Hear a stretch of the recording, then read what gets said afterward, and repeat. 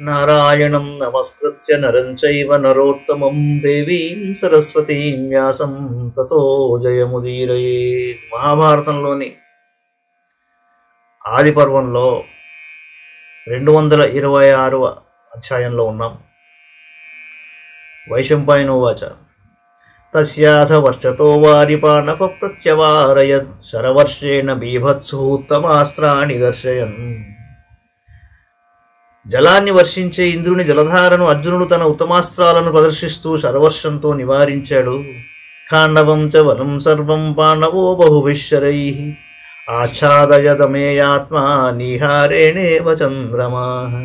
ఆత్మబల సంపన్నుడైన అర్జునుడు బాణవర్షం కురిపించి మంచు చంద్రుని ఆవరించినట్లు ఖాండవవనమంతటినీ కప్పివేశాడు. నచ స్మ కించిత్ శక్నోతి భూతం నిశ్చరితం తతః సంఛాద్యమానేఖే బాణైః అస్యతా సవ్యసాచినా. సవ్యసాచి అర్జునుడు విడిచిన బాణాలు ఆకాశమంతా కప్పివేశాయి.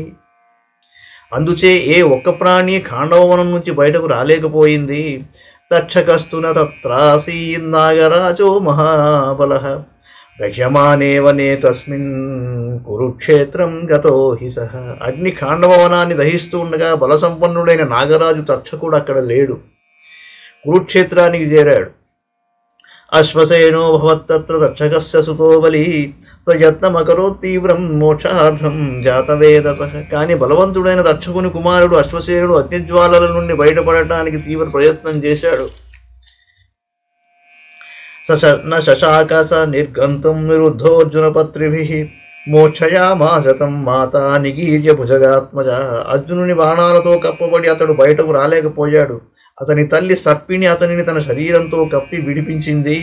తస్య పూర్వం శిరోగ్రస్తం పుక్షమస్య నిగీర్యమాణా సాకా మత్సుతం నాగీ ముమూర్ఛయ. ఆమె ముందుగా అతని తలను తర్వాత మెల్లమెల్లగా తోక వరకు బయటకు లాగింది. సర్పిణి అశ్వసేనుని రక్షింపతలంచి ఆకాశంలోకి ఎగిరింది. తస్యాహ శరేణ తీష్ణేన పృథుధారేణ పాండవః శిరశ్చిచ్ఛేద గచ్చంత్యాహ తామపశ్యత్. వాడి అంచు గల తీష్ణబాణంతో అర్జునుడు ఆమె శిరస్సును ఖండించాడు. శచీపతి ఇంద్రుడు ఈమె దురవస్థను తన కళ్ళారా చూశాడు. తమ్ముమోచయిషుర్వజ్రీవాత వర్షేణ పాండవం మోహయామాస తత్కాలం అశ్వసేనస్త్వమచ్యుత. ఇంద్రుడు అశ్వసేనుని విడిపించాలని గాలి వర్షంతో అర్జునుని మభ్యపెట్టాడు. ఆ సమయంలో అశ్వసేనుడు తప్పించుకున్నాడు. తాం చ మాయాం తదా దృష్ట్వా ఘోరాం నాగేన వంచితః ద్విధా త్రిధా చ ఖగతాం ప్రాణినః పాండవోక్షిణతు. ఆ భయానక మాయను చూసి సర్పవంచితుడైన అర్జునుడు ఆకాశగతుడైన ప్రాణులను 2గా 3గా ఖండించాడు. శాపతం చ సంక్రుద్ధ భీభత్సుర్జిఘ్మమగామినం పావకో వాసుదేవశ్చాప్యప్రతిష్ఠో భవిష్యసి. అర్జునుడు కోపించి వక్రగామి అయిన సర్పాన్ని ఆశ్రయహీనుడవగము అని శపించాడు. అగ్ని వాసుదేవులు ఆ వచనాలను అంగీకరించారు. తదో జిష్ణు సహస్రాక్షం ఖం వితత్యాశుగైశ్వరైః యోధయామాస సంక్రుద్ధ వంచనాం తామమనుస్మరం. జయశీలి అర్జునుడు కోపించి ఇంద్రుని మోసాన్ని మాటిమాటికి స్మరిస్తూ శీఘ్రగాములైన బాణాలతో ఆకాశాన్ని కప్పి ఇంద్రునితో యుద్ధానికి దిగాడు. దేవరాజోపితం దృష్ట్వా సంరబ్ధం సమరేర్జునం స్వమస్త్రమసుజత్ తీవ్రం ఛాదయిత్వా అఖిలం నభః. యుద్ధంలో కోపించిన అర్జునుని చూచి ఇంద్రుడు ఆకాశాన్ని అంతటినీ కప్పివేయగల ఇంద్రాస్త్రాన్ని ప్రయోగించాడు. తతో వాయుర్మహాఘోషః క్షోభయన్ సర్వసాగరాన్ వియుస్రోజనయన్ మేఘాం జలధారా సమాకులాం.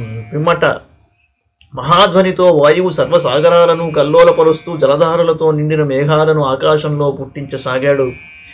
తతో శనిముచో ఘోరాన్ తడిత్ప్రణితస్వనాన్ తద్విఘాతార్థమస్వజత్ అర్జునో వ్యస్త్రముత్తమం వాయవ్యమభిమంత్యాథ ప్రతిపత్తి విశారదః తేనేంద్రా శనిమేఘానాం వీర్యౌజస్తద్వినాశితం.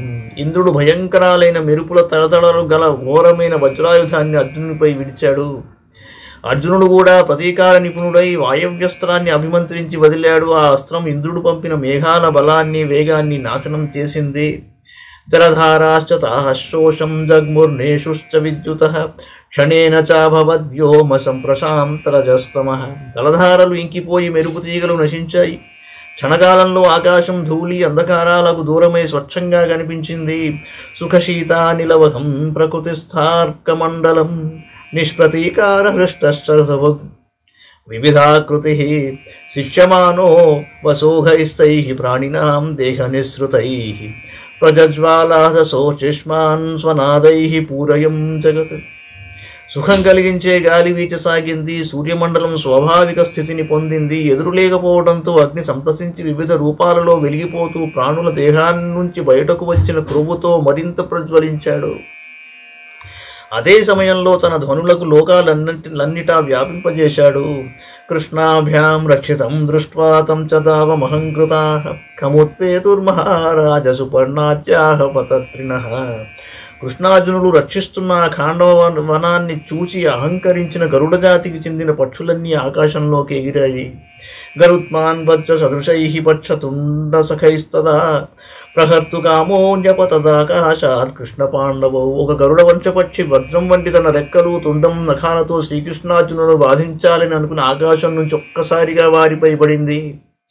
తథైవోరగ సంఘాతాః పాండవస్య సమీపతః ఉత్సృజంతో విషం ఘోరం నిపేతుర్జ్వలితాననాః. అదేవిధంగా పాముల సముదాయాలన్నీ మండిపోయే ముఖాలతో ఘోరమైన కాలకూట విషాన్ని అర్జునుని దగ్గర విడిచిపెట్టాయి. తాం సకర్త శరైః పార్థః సరోషాగ్ని సముక్షితైః విశుశ్చాపి తం దీప్తం దేహాభావాయ పావకం. ఇది చూచి అర్జునుడు క్రోధాగ్ని పీడితుడై బాణాలతో వాటిని ముక్కలు ముక్కలు చేశాడు. దేహనాశం కోసం అవి అన్నీ ప్రకాశించి అగ్నిలో ప్రవేశించాయి. తతోసురాస్త గంధర్వాః యక్ష రాక్షస పన్నగాః ఉత్పేతుర్నాదమతులం ఉత్సృజంతో రణార్థినః. అటుపైన రాక్షసులు, గంధర్వులు, యక్షులు, అసురులు, సర్పాలు యుద్ధం మీద ఉత్సుకతతో పోల్చరాని ధ్వనులు చేస్తూ వారిరువురిపై పడ్డాయి.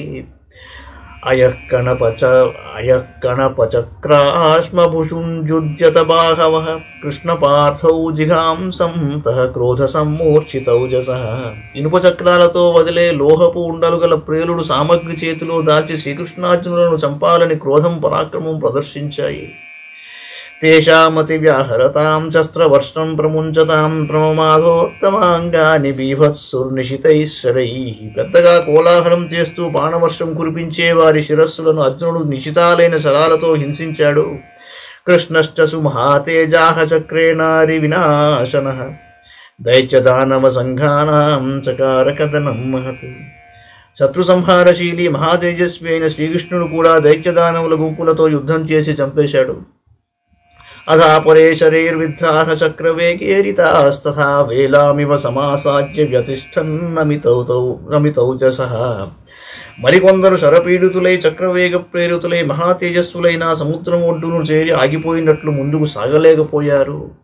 తతశ్చక్రోధి సంక్రుద్ధస్థితశానాం మహేశ్వరః పాండురం గజమాస్థాయ తావుభౌ సముపాద్రవత్. ఇంద్రుడు మిక్కిలి కోపించి తెల్లని ఏనుగును ఎక్కి వారి ఇరువురు వైపు వచ్చాడు. వేగేనాశని మాదాయ వజ్రమస్త్రం చ సోసృజత్ హతావేతా విధి ప్రాహసురానసురసూదనః. రాక్షస సంహారి ఇంద్రుడు వేగంగా పిడుగులాంటి వజ్రాయుధాన్ని తీసి విడుస్తూ దేవతలతో వీరిద్దరూ చచ్చారులే అన్నాడు. తతస్సముజ్యతాం దృష్ట్వా దేవేంద్రేణ మహాశనిం జగృహుః సర్వశస్త్రాణి స్వాని స్వాని సురాస్తథా. దేవేంద్రునిచే పైకెత్తబడిన వజ్రాయుధాన్ని చూచి దేవతలందరూ అదే రీతిలో తమ తమ ఆయుధాలన్నీ పైకి తీసి పట్టుకున్నట్ట. కాలదండన్యమో రాజన్ గదాం చైవ ధనేశ్వరః పాశాం స తత్ర వరుణ విచిత్రాం తచ్చ తథా శనిం. యముడు కాలదండాన్ని, కుబేరుడు గదను, వరుణుడు పాశాన్ని, విచిత్రమైన వజ్రాన్ని చేతితో తీశాడు. స్కందశక్తిం సమాదాయ తస్థౌ మేరురివాచలః ఓషధీర్దీప్యమానాశ్చ జగృహాతేష్మినావపి. స్కందుడు శక్తిని తీసుకొని మేరు పర్వతంలా నిశ్చలంగా నిలిచాడు. అశ్వినీ దేవతలు ప్రకాశించే ఓషధుల్ని గ్రహించారు. జగృహే చ ధనుర్ధాతా ముసలం తు జయస్తథా పర్వతం చాపి జగ్రాహ క్రుద్ధస్త్వష్టా మహాబలః. ధాత ధనుస్సును, జయుడు రోకలిని, మహాబల సంపన్నుడు త్వష్ట ప్రజాపతి పర్వతాన్ని తీసుకుని యుద్ధానికి దిగారు. అంశస్తు శక్తిం జగ్రాహ మృత్యుర్దేవ పరశ్వతం ప్రగృహ్య పరిహం ఘోరం విచచారార్యమా అపి. అంశుడు శక్తిని, మృత్యుదేవత గంటగొడ్డలిని, అర్యముడు భయంకరమైన పరిహను తీసుకుని యుద్ధంలో సంచరించారు. మిత్రశ్చ క్షురపర్యంతం చక్రమాదాయ తస్థివాన్ పూషాభరాశ్చ సంక్రుద్ధః సవితా చ విశాంపతే. ఆత్మకార్ముక నిశృంషాః కృష్ణపార్థౌ ప్రదుద్రువుః. మిత్రుడు వాడి అంచుల చక్రాన్ని గ్రహించి ఎదురు వచ్చాడు. పూషా భరుడు కోపించిన సవిత ధనుస్సులు గ్రహించి శ్రీకృష్ణార్జునులను ఎదుర్కొన్నారు. రుద్రాశ్చ వసవశ్చైవ మరుతశ్చ మహాబలాః విశ్వే దేవాస్తథా సాధ్యాః దీప్యమానాః స్వతేజసా ఏతే జాన్యే చ భగవద్దేవాస్తౌ పురుషోత్తమౌ. కృష్ణపార్థౌ జిహాంసం ప్రతీయుర్వివిధాయుధాః. రుద్రులు, వసువులు, బలసంపన్నులైన వాయువులు, విశ్వేదేవులు, సాధ్యులు, ఇంకా ఇతరులైన దేవతలు తమ తమ తేజాలతో వెలిగిపోతూ శ్రీకృష్ణార్జునులను చంపాలని వివిధాయుధాలను గ్రహించి వారి వైపు వచ్చారు. తత్రాద్భుతాన్య దృశ్యంత నిమిత్తాని మహాహవే యుగాంత సమరూపాణి భూత సమ్మోహనాని చ. తథా దృష్ట్వా సుసంరబ్ధం చక్రం దేవైః సహ అచ్యుతౌ అభీతౌ యుధి దుర్ధర్షౌ తస్థతశ్చకార్ముకౌ. ఆ మహాసంగ్రామంలో ప్రళయకాలంలో ప్రాణులను మోహపరవశులను చేసే అపశకునాలు గోచరించాయి. దేవతా సహితుడైన ఇంద్రుని క్రోధాగ్నికి భయపడని కృష్ణార్జునులు జయింపశక్యం కాని ధనుస్సులు దాచి యుద్ధ సన్నద్ధులైనారు. ఆగచ్చతస్తతో దేవాన్ ఉభౌ యుద్ధ విశారదౌ యతాడయేతాం సంక్రుద్ధౌ శరైర్వజ్రోపమైస్తదా. అనంతరం యుద్ధ విశారదులైన వారిద్దరూ కోపించి వజ్ర సదృశాలైన బాణాలతో అక్కడి దేవతలందరినీ గాయపరిచారు. అసకృద్భగ్న సంకల్పాః సురాశ్చ బహుశకృతాః భయాద్రణం పరిత్యజ్య చక్రమేవ అపిచిశ్రియుః. దేవతలు అనేక విధాలుగా పదే పదే ప్రయత్నించినా ఫలించలేదు.